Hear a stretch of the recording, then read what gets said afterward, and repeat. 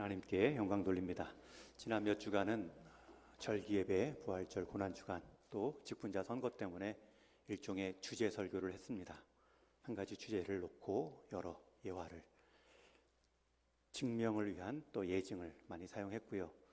이제 오늘부터 다시 빌립보서 말씀으로 돌아와서 한 말씀 한 말씀 살펴보는 이제 시간을 가질 겁니다. 마지막 빌립보서 말씀이 어떤 내용이었는지 하도 오래전이라 여러분도 생각나지 않을 텐데, 이 한 구절, 한 시의 표현은 기억이 날 것입니다. 제가 마지막 1장 3절 이하의 말씀을 설교할 때 인용했던 이정하 시인의 그를 만났습니다 라는 시이죠. 그를 만났습니다. 방금 만나고 돌아오더라도 며칠을 못 본 것 같이 허전했던 그를 만났습니다. 이 땅 위에 함께 숨쉬고 있다는 이유만으로도 마냥 행복할 수 있었던 그를 만났습니다.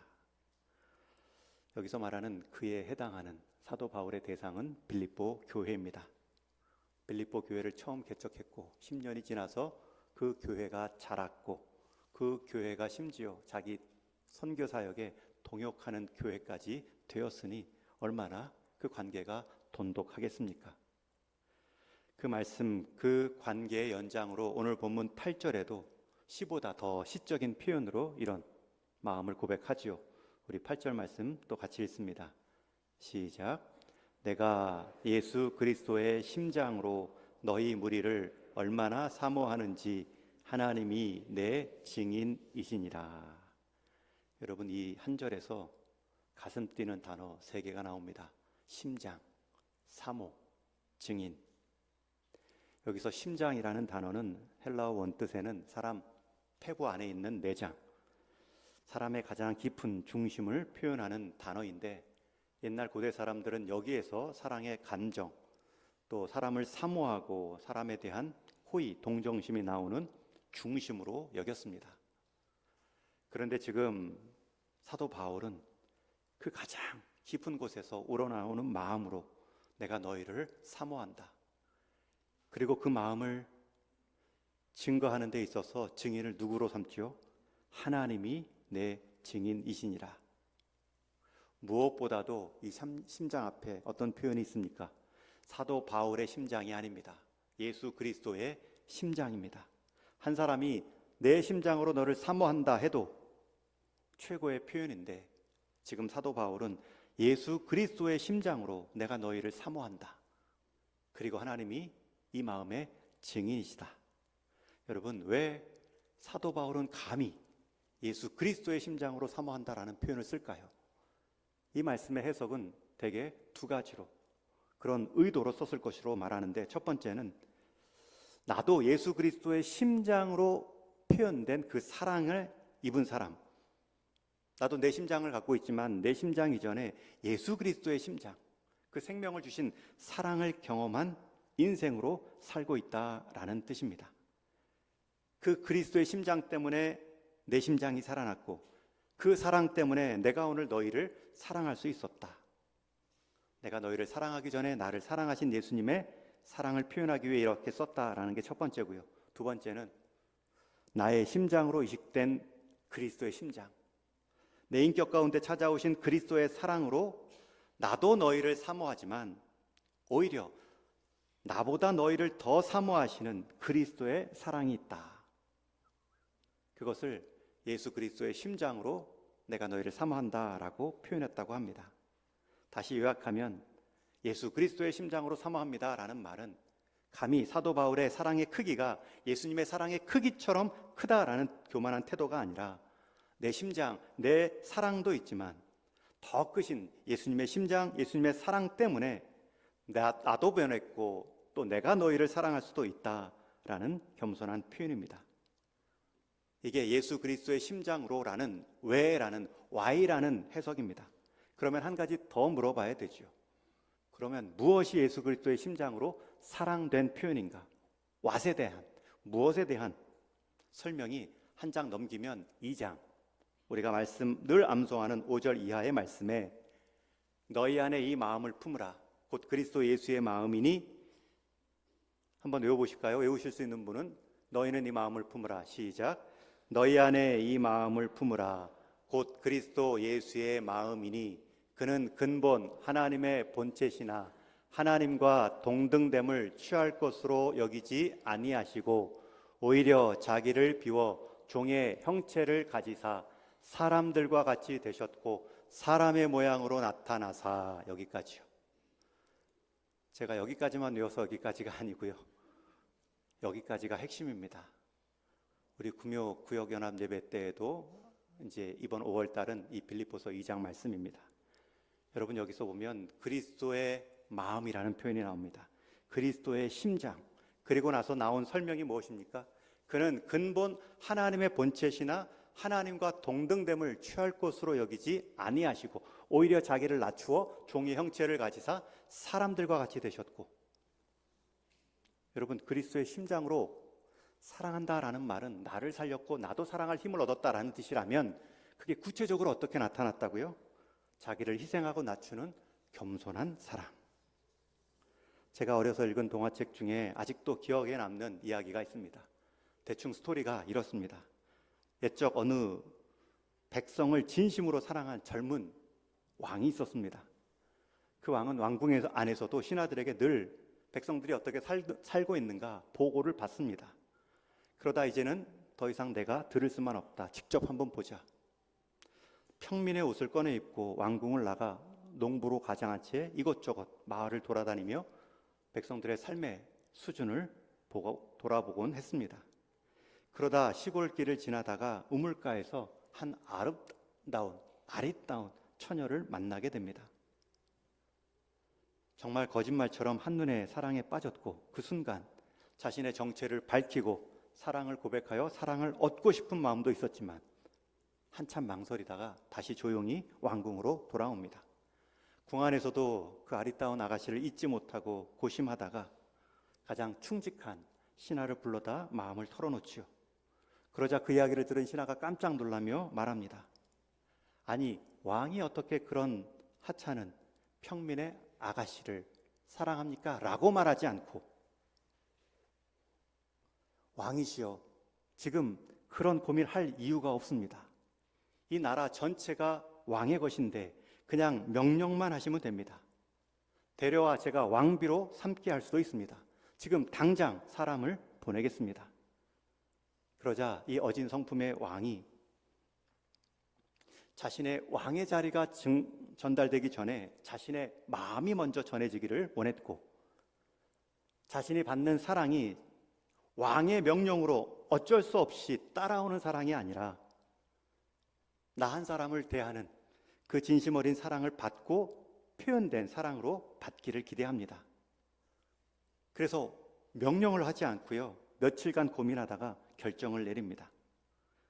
나라를 다스리는 왕의 통치의 역할은 가장 어질고 지혜로운 이에게 넘겨주고 다시 농부의 옷을 입고 마을로 내려갑니다. 이번에는 농부로 위장한 것이 아니라 아예 진짜 농부의 삶을 살기로 작정하던 것입니다.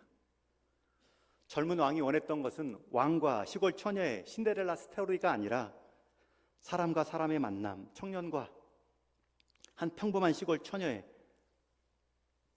평범한 사랑 이야기를 기대했습니다. 그렇게 아가씨를 찾아갔고 시간과 공을 들여 오래 구애한 끝에 그녀의 마음을 얻어 가정을 이루어 행복하게 살았다. 그런 대충 이야기입니다. 이 동화 같은 이야기가 아직도 기억에 남는 이유는 이 이야기가 그리스도께서 우리에게 보여주신 겸손한 사랑을 떠올리게 했기 때문이죠. 그리스도의 심장으로 사랑했다라는 것이 바로 이런 왕의 사랑의 모습으로 일깨워진 것이죠. 여러분 우리가 흔히 아는 예수님이 행하신 첫 번째 기적은 물로 포도주로 만든 가나안의 기적사건, 혼인사건을 떠올립니다. 그러나 예수님께서 행하신 가장 첫 번째 그리고 최초의 기적사건은 하나님이신 예수님께서 사람의 몸을 입고 우리를 찾아오신 일이 기적사건입니다. 다시 강조합니다. 오늘 설교 가장 중요한 이 포인트 중에 하나입니다. 여러분 첫 번째 예수님이 보이신 기적은 하나님이신 예수님께서 사람의 몸을 입고 변장하고 잠시 내려온 게 아니라 사람의 삶을 사신 것입니다. 우리 사람에게 있어서 기적의 기준은 할 수 없는 것을 하는 것이 기적이지만, 하나님 입장에서의 기적의 기준은 모든 것을 할 수 있는 분께서 하지 않고 사는 것이 기적입니다. 우리의 기적은 얻을 수 없는 것을 얻게 되는 것이 기적이라면, 이미 다 가진 하나님께서 스스로 기득권을 포기하고 한 피조물의 모습으로 내려오신 것 자체가 기적입니다. 왜요? 우리를 사모하셔서. 하나님은 우리가 하나님을 알아보고 만지고 느낄 수 있도록 우리의 입장에서 우리를 향해 그렇게 다가오셨습니다. 그게 그리스도의 심장으로 우리를 사모하신 예수님의 모습입니다. 동화에서의 젊은 왕은 왕좌를 버리고 평범한 농부의 옷을 입었다면, 예수님께서는 하늘 보좌를 버리시고 사람의 죄된 몸을 입고 찾아오셨습니다. 동화의 왕은 그 시골 처녀를 얻기 위해 자기 생명은 버리지 않았지만, 우리 주님께서는 저와 여러분을 얻기 위해 자기 생명도 버리셨습니다. 그것이 그리스도의 심장, 그리스도의 마음이 보여준 사랑입니다. 사도 바울은 내가 너희를 사모하고 사랑할 수 있었던 것은 바로 이 사랑이 먼저였기 때문이다 말하고 있습니다. 나도 그 큰 사랑을 받았고 그 큰 사랑 때문에 내가 너희를 사모한다 말할 수 있다라는 것입니다. 우리가 많이 부르는 복음성가 중에 주의 사랑으로 사랑합니다, 주의 사랑으로 사랑합니다, 형제 안에서 주의 영광을 보내 주의 사랑으로 사랑합니다. 제가 후배 목사님들께는 설교할 때 찬양 부르지 말라 그러는데 제가 가끔은 한 번씩 불러야 됩니다. 기억해드리기 위해서. 이 찬양은 오늘 이 말씀의 가사를, 이 본문의 내용을 정확하게 표현합니다. 제가 여러분들을 주의 사랑으로 사랑합니다. 여러분, 이거 과장 표현 아닙니다. 제가 이미 주의 사랑을 받았다는 것이고, 제가 여러분을 사랑할 수 있다면 그 주의 사랑 때문에, 그 주의 사랑이 저를 통해 흘러가기 때문에 제가 그 사랑에 숟가락 얹는다. 어떻게 제가 주님의 사랑을 감히 흉내라도 낼 수 있겠습니까? 그런 의미가 아니지요. 주의 사랑 때문에 내가 사랑을 알았고 사랑할 수 있는 자가 되었다는 것이고, 그 사랑이 여전히 당신을 향하여 있으니 나도 그 사랑 따라 그 사랑을 모범 삼아 사랑하겠다는 표현입니다. 내가 예수 그리스도의 심장으로 사모한다라는 말이 이런 주님의 사랑을 먼저 경험한 사도 바울의 표현이죠. 여러분, 이것이 우리가 감히 말할 수 있는 성도만의 표현 특권입니다. 주의 사랑으로 사랑합니다. 주의 심장으로 사모합니다. 우리 직분 받으신 분들, 우리 직분 예정자분들, 이 고백 많이 하셔야 됩니다. 주님의 사랑으로, 주님의 심장으로 교회를 사랑하겠습니다. 그 주님의 사랑을 경험한 우리 남편분들, 아내분들, 여러분들의 알량한 사랑으로 서로를 사랑할 생각하지 마시고 받은 주님의 사랑 기억하시고 그 주님의 사랑 따라 내가 남편을, 내가 아내를 사랑하게 하옵소서. 어린이 주일 우리 자녀를 사랑하는데 여러분, 우리가 100의 수준을 지키려다가 이 0의 미천을 드러낼 때가 많죠. 내가 100의 사랑을 보여줬는데 너는 왜 50의 사랑의 기대만큼도 잘하지 않느냐. 이게 다 사람 사랑의 한계입니다. 내려놓으셔야 되죠. 원래 우리는 사랑 자체를 모르고 사랑할 힘도 없었던 인생입니다. 그런데 주님께서 우리에게 사랑의 정의와 모범을 내려주셨죠. 그 받은 사랑을 가지고 주님 닮아가는 삶이 사랑할 수 있는 모습입니다. 자녀들을 그렇게 바라보시고 내 사랑 의지하지 마시고 내 삶을 통해 주님 사랑 흘러가게 하옵소서 기도하셔야 됩니다. 교회 성도들끼리 주의 사랑으로 사랑합니다. 존중합니다. 서로 축복하셔야 됩니다. 바울에게 있어서 빌립보 교회는 그런 존재였습니다. 그렇게 친밀한 사귐을 누리고 있었던 바울이 이어서 행한 첫 번째 행동이 무엇입니까? 사모한다는 건 마음의 태도, 감정이라면 그 마음의 고백을 한 이후에 그가 행했던 첫 번째 행위가 기도입니다. 우리 9절, 10절 같이 읽습니다. 시작. 내가 기도하노라. 너희 사랑을 지식과 모든 청명으로 점점 더 풍성하게 하사 너희로 지극히 선한 것을 분별하며 또 진실하여 허물 없이 그리스도의 날까지 이르고. 사모한다라는 표현 다음에 나온 첫 번째 사모함의 행위는 기도입니다. 그러기에 여러분, 사모하는 사람은 반드시 기도가 따라옵니다. 교회를 사모한다고 하는데 교회를 위해서 기도하지 않는 사람은 사모하는 사람이 아닙니다. 자녀를 사랑한다 하지만 자녀를 위해 기도하지 않는 부모는 사랑하지 않는 부모입니다. 분명히 사도 바울은 말합니다. 내가 기도하노라.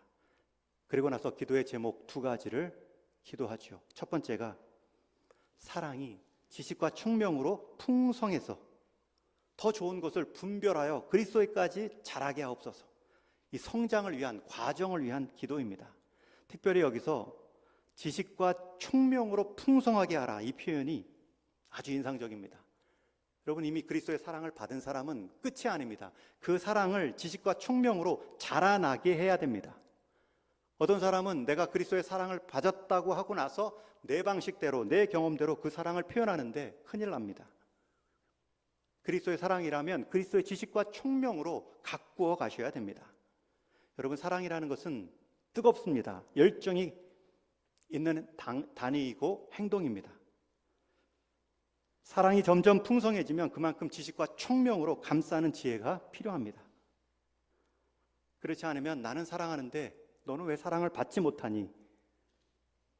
내 주관적인 사랑은 돌아보지 못하고 사랑받지 못하는 상대만을 탓할 때가 있죠. 내 사랑이 지식과 총명으로 자라게 하옵소서. 여러분, 교회 안에서 사랑으로 조언을 하는데, 바른 말씀, 옳은 말씀을 하는데 그 사랑으로 하는 지식과 옳은 말이 총명함으로 전체적인 살핌에 대한 지혜로 감당하지 않으면 치우칠 수 있습니다. 가끔 설교할 때 여러분들은 제가 설교 준비할 때 뭐가 어렵다고 생각을 하십니까? 이 설교 본문이 뜻하는 내용이 뭘까? 이 해석의 문제일까요?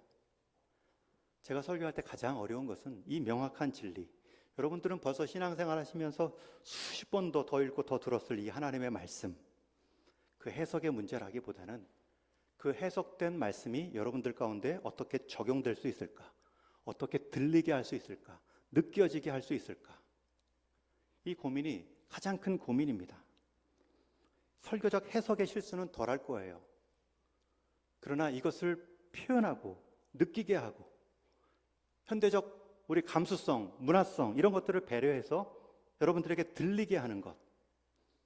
분명히 하나님의 말씀은 사랑인데 이 사랑이 좀 느껴지게 하는 것. 이게 설교자의 고민입니다. 그래서 책을 보는 거고, 그래서 모든 영화를 볼 때에도 적용할 게 없나 그런 마음으로 보니 제대로 느끼지 못할 때도 많죠. 여러분도 같은 마음입니다. 하나님 말씀을 압니다. 불변의 사랑, 불변의 진리입니다. 그런데 그것을 그냥 덜썩 던져주는 게 아니죠. 지식과 총명으로 더 풍성하게 줄 수 있도록 노력하셔야 됩니다. 자녀들에게 당연한 신앙생활에 대한 권면을 하는 거죠. 그게 복이니까. 그런데 그렇게 당연한 말을 당연하게 하지 말고 이 당연한 말씀을 당연하게 듣지 않는 그들의 환경은 뭘까? 그들의 마음을 더 붙잡고 있는 생각들은 뭘까? 그것을 고민하고 지식과 총명으로 점점 하나님의 사랑을 풍성하게 만들어서 이어지는 말씀에 보면 지극히 선한 것을 분별하여 지극히 선한 모습과 방법으로 전달할 수 있도록 우리 부모님들, 믿음의 선진들은 지혜를 구하셔야 됩니다. 여러분, 사랑으로 잔소리가 나오는 거지요. 쓴소리도 나올 수도 있지요. 그런데 잔소리와 쓴소리가 대개는 옳은 말입니다. 기분 나빠하지 말고 들어 라고 하는 순간 100% 그런 말들은 다 기분이 나쁩니다. 그런데 한번 사람이 기분 나쁘면 말의 내용은 들리지가 않죠. 그러기 위해서 지식과 총명이 무엇입니까? 이걸 더 풍성하게 하고 지극히 선한 것을 분별하여 진실하게 허물없이 전하는 방법은 무엇입니까? 그 고민을 하셔야 됩니다. 그게 성숙입니다. 바른 말 좋습니다. 그러나 바른 때를 위해 기도하셔야 됩니다. 좋은 말이라고 옳은 말이라고 해서 그 자체가 아무 때나 아무렇게나 할 수 있는 권한이 있는 것은 아닙니다. 여러분, 교회 안에서 바른 말이야 옳은 말이야 서로 막 해줍니다. 근데 그 상황과 상대의 입장과 좋은 때도 생각하지 않고 말을 한다면 가시도친 공동체가 될 뿐입니다. 좋은 말도 좋은 때를 위해 기도하셔야 됩니다. 그래서 잠언 기자는 경우에 합당한 말은 아로 새긴 은쟁반의 금사과라 말하죠. 합당한 말이 얼마나 좋습니까? 그러나 경우에 합당한 말, 때에 맞는 말은 더 좋아서 아로 새긴 은쟁반에 금사과를 쳐서 드리는 것과 같다. 그냥 좋은 금사과, 좋은 말만 막 던져서 먹으라 그러지 말고 받는 입장에서 존대받는 입장으로 은쟁반, 경우에 합당한, 환경에 필요한 방법과 비유와 때로 안 통하면 돌려 말하기와 여러 가지 방법으로 고민을 하는 것입니다. 여러분, 그러한 것이 사랑을 지식과 총명으로 풍성하게 하는 모습입니다. 성장에 관한, 과정에 관한 말씀이 첫 번째 기도 제목이었고, 두 번째 사도 바울이 빌립보를 향한 기도 제목이 11절에 나오는데 같이 읽습니다. 시작. 예수 그리스도로 말미암아 의의 열매가 가득하여 하나님의 영광과 찬송이 되기를 원하노라. 저는 이 두 번째 기도 제목을 결과, 열매로 그렇게 제목을 지어봤습니다. 여러분, 과정이 좋으면 물론 결과가 좋아야 되죠. 물론 과정이 저는 우선이라고 봅니다. 그러나 끝도 봐야죠.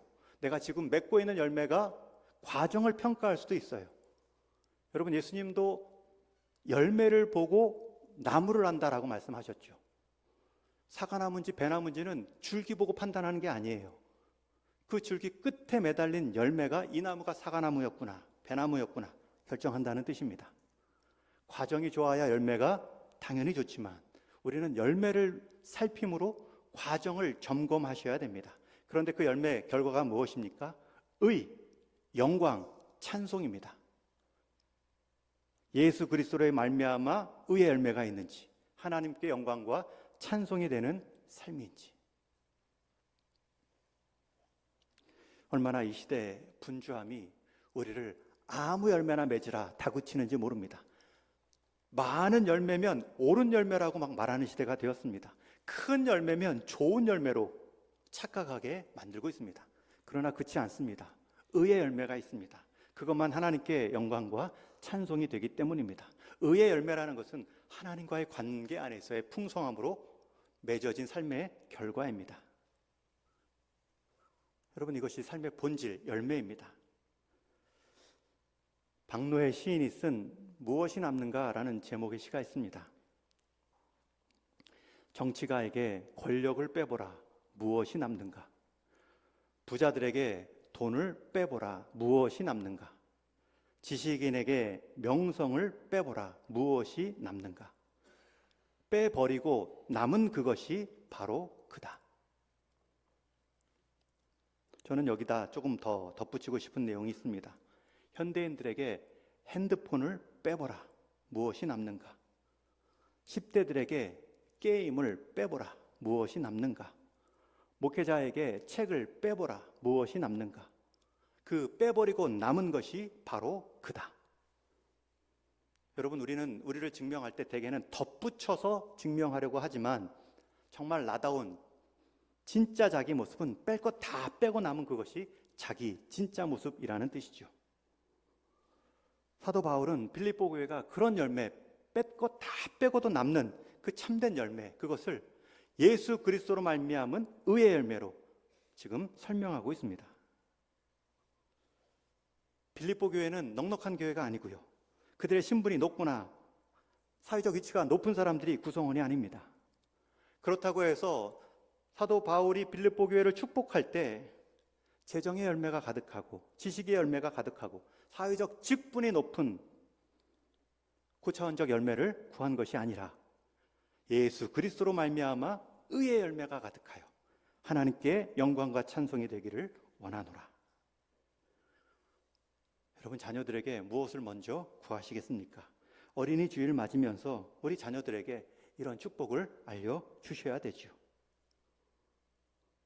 그렇게 우리가 먼저 그런 의의 열매를 맺고자 힘을 쓰셔야 되죠.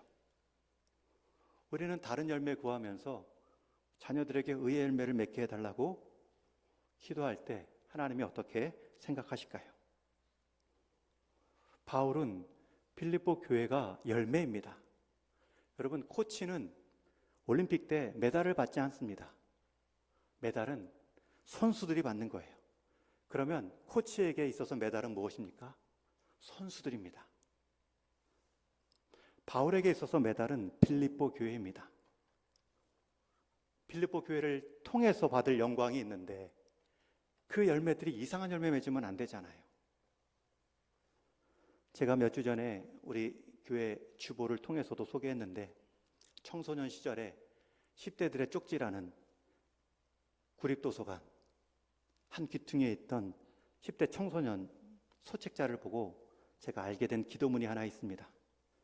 메가더 장군이 자녀를 위해 남겼던 기도문인데 저는 이 기도문의 가치가 우리 인천 상륙작전의 가치 이상으로 참 의미가 있는 귀한 기도문을 남겼다 개인적으로 생각합니다.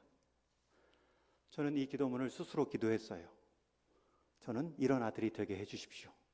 저를 위해 기도해 줄 수 있었던 육신의 아버지가 당시에 없었기 때문에, 그러나 제가 지금 이제 아버지가 되었고 영적인 아버지 역할을 감당하고 있죠. 기도의 수혜자뿐만 아니라 수요자 역할로 기쁨으로 이 기도문을 사용할 때가 많습니다. 이 기도문의 첫 시작이 제 자녀를 평탄하고 안이한 길로 인도하지 마시고 풍랑 속에 인도하여서 그 풍랑을 견딜 힘을 얻게 하옵소서 기도합니다. 이 첫 문장이 굉장히 저에게는 강력했습니다. 한 시인은 말했죠. 우리 인생의 성숙은, 우리 인생의 자람은 비바람 불 때 언제 비바람 몰아오나 피하는 기술을 얻는 것이 아니라 우리 인생의 성숙은 그 비바람 속에서도 노래를 부를 수 있는 인생이 되는 것이 인생의 성숙이다. 그 표현과 맥이 다 있습니다. 약할 때 자신의 약함을 아는 강함을 주시고, 두려울 때 직면함을 통하여서 용감하게 하시고, 정직한 패배에 당당하게 하시고, 승리에 겸손하고 온유한 사람이 되게 하소서. 그리하여 위대한 것은 소박함에 있고 참된 지혜는 열린 마음에 있으며 참된 힘은 온유함에 있음을 잊지 않게 하옵소서. 그리고 맨 마지막 두 문장은 이렇게 끝이 납니다.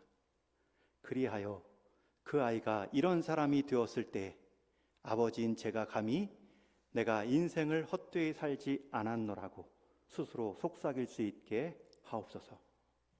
사도 바울이 같은 마음이겠죠. 그리하여 우리 빌립보 성도들이 그러한 의의 열매가 가득한 하나님께 영광과 찬송이 되는 공동체가 되게 하시어서 목회자인 제가 감히 내가 인생을 헛되이 살지 않았노라 스스로 속삭일 수 있게 하옵소서. 이제 말씀을 맺습니다. 저는 5월 첫 주일이면 항상 설레입니다. 제가 동인교회를 처음 22년 전 2003년이죠. 처음 선교 목사로 부임할 때에도 5월 첫 주였습니다.